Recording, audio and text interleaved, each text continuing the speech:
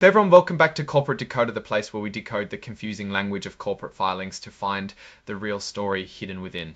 Today we're diving into Triumph Financial's latest report to see what they're up to, and if it's good news or bad news for investors. Make sure you subscribe if you like getting straight answers from these documents. And hey, if you want to chat more about these filings, join our Discord community in the description below. So Triumph Financial is telling us about something that happened back on August 29, 2025.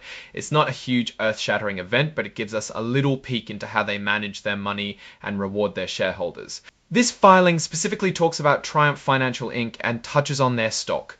It mentions common stock, which is like the regular shares of ownership in the company, and also a special kind called Series C's preferred stock.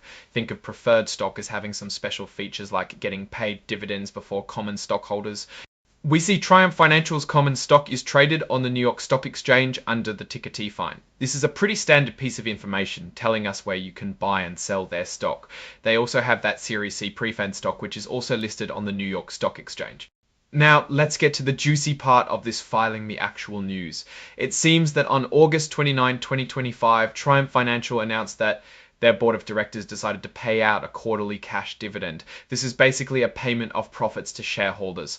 The dividend is specifically for their 7.25% Series C fixed rate non-cumulative perpetual preferred stock. They're paying out $17.81 per share of this preferred stock. That breaks down to a smaller amount for each depositary share, which is just a way they package the stock for trading. This dividend is set to be paid out on September 30, 2025, and the people who get this payment are those who owned the Series C preferred stock on September 15, 2025. This is pretty standard practice for dividend payments, giving shareholders a specific date they need to own the stock by to qualify for the payout.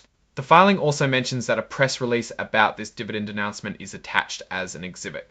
This is where you'd find the official announcement from the company. While this report is pretty straightforward, it's important to note that such filings often contain a lot of forward-looking statements. These are essentially guesses or predictions about the future based on current information. The company is saying that actual results could be very different from what they're predicting because of all sorts of risks.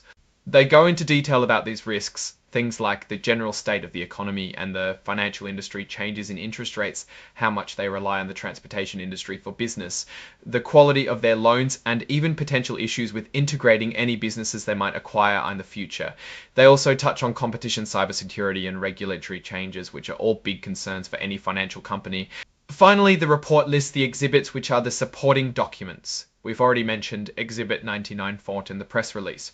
There's also Exhibit 104, which is linked to interactive data, making it easier for computer systems to read and process the filing, especially for things like financial tables. And the report is signed by Adam D. Nelson, who is an executive vice president and general counsel for Triumph Financial. This is just a formality to show the report is officially authorized by the company. Now, looking at this in a broader sense, Triumph Financial is doing what many companies do. They're paying a dividend on their preferred stock. This is a sign of stability and a commitment to returning value to shareholders. However, it's crucial to remember that this filing is very specific. It focuses on a single event, a dividend payment, not a full financial performance report.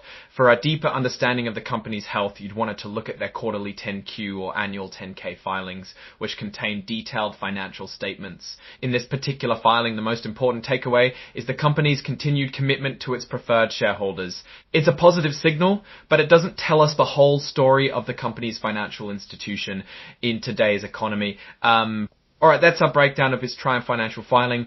What do you think about this dividend announcement and what it might signal for the company, especially considering the risks they've outlined? Let us know in the comments below.